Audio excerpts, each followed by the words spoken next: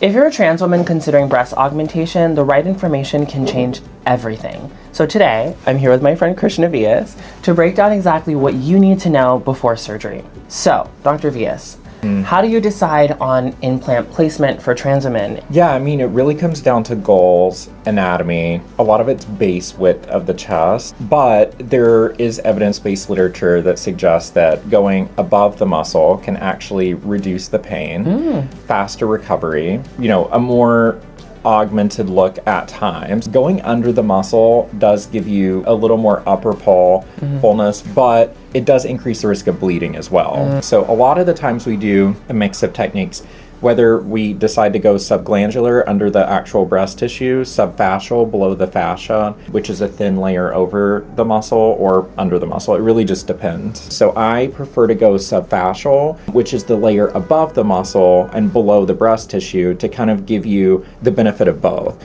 Does the kind of implant matter? It really is based on the cohesivity. So how sticky the inside is. Saline tends to be a little more unnatural. You can kind of feel it moving around. Some people say it can feel cold. It's less natural. There can be more rippling. And with the silicone, it tends to feel more natural and also look more natural. You're saying that essentially the kind of implant that you're using, what's inside of the implant, is going to have a really big determining factor on how it feels. That's right. Does hormones, the use of HRT in trans women affect this implant placement or implant type at all? Yeah, so estrogen therapy or hormone replacement therapy can actually increase the thickness of the breast tissue under the skin. And so now there may be even more coverage over the implant, which is good. A big question for me that I wish I'd asked more about was incision type.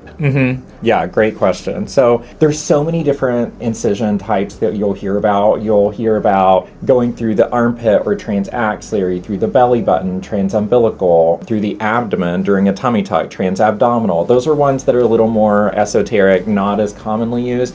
The two more common ones are under the breast fold, inframammary, or IMF incision, and that's the most common and the technique I actually like to use, and then the periareolar. So some patients who have a large areola, you may be able to go through the areola and kind of provide a more inconspicuous scar. The inframammary fold approach provides great visualization. It hides under your breast fold. It gives you complete control over the implant pocket placement, and that's really important because you want the implant to fit like a glove in a hand. What is your perspective on sizing when it comes to transgender breast augmentation?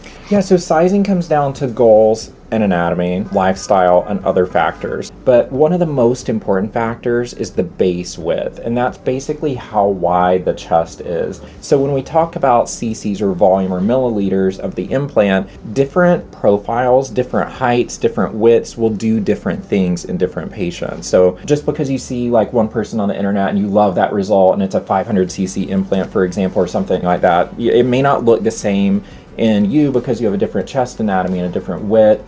And like I said, the profiles also matter. So yeah, let's talk about profile. That's a phrase that I think that people use a lot, but they don't know what it means. What does the profile mean for an implant? The base width, the profile really refers to the width of the implant and also the distribution of that volume. So it could be the same volume of 500 in two different implants, but a high profile versus a low profile implant will have a different appearance based on the width. And so the distribution of that volume within the implant style. And also I find too, when we're talking profile, we're also talking about distance from the chest wall, right? The projection. Or projection, exactly. What do you recommend as far as recovery plan, when to expect to go back to regular, lifestyle? One, it really depends on what you do. So we always talk about what does your job entail? Does it involve a lot of heavy lifting? If it's something like typing on a computer or administrative work, it could be a few days after. They could technically return to work. If it involves heavy lifting, 5 to 10 pounds or no more than a gallon of milk for 1 month. So I am pretty strict about that just because we want to reduce the risk of complications. You want your body to have time to heal and recover after surgery. No elevated heart rate, no elevated blood pressure. So walking's totally fine. You can do as much of that as you wish.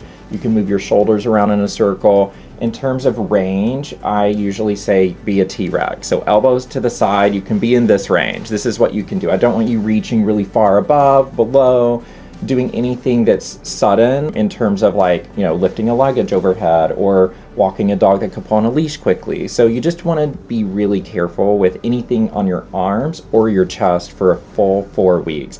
How about sleeping? So the ideal position is on your back with the head elevated a little bit to reduce your swell. And then for transgender women in particular, is there like a higher rate of revision? Do we have to replace the implant after X amount of time for any, anatomical reasons that might be different? So implants are not lifetime devices. And what that means is there's not an expiration date on them, meaning that in 10 years it's not just going to expire and you have to replace it. If you see a problem, if you feel a problem, meaning that the shell of the implant has become hard, firm, painful, or it changed on the chest wall, it may be a time to get an evaluation and see if the implant needs replaced. Now, with a lot of the silicone implants, which have that cohesivity or more gummy bear feeling, even if there is a rupture or a disruption in the caps or the shell wall, the gummy bear consistency won't allow it to really leak really far in general. That usually stays either within the capsule or sometimes just outside of it. So what's your favorite part about breast augmentation, specifically in transgender patients? Yeah, the immediate effect, I think patients are super happy. One of the most rewarding things in plastic surgery is just seeing a happy patient. And sometimes you can see that immediately after surgery. It's like in the recovery area, they're like, oh my gosh, this is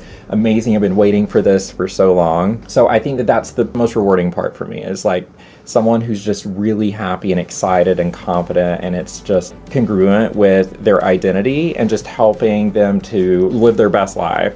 So I think that for me, that's the best part of gender-affirming breast augmentation. And I've got to say, Dr. Vyas is one of the most passionate surgeons I've ever met when it comes to breast augmentation.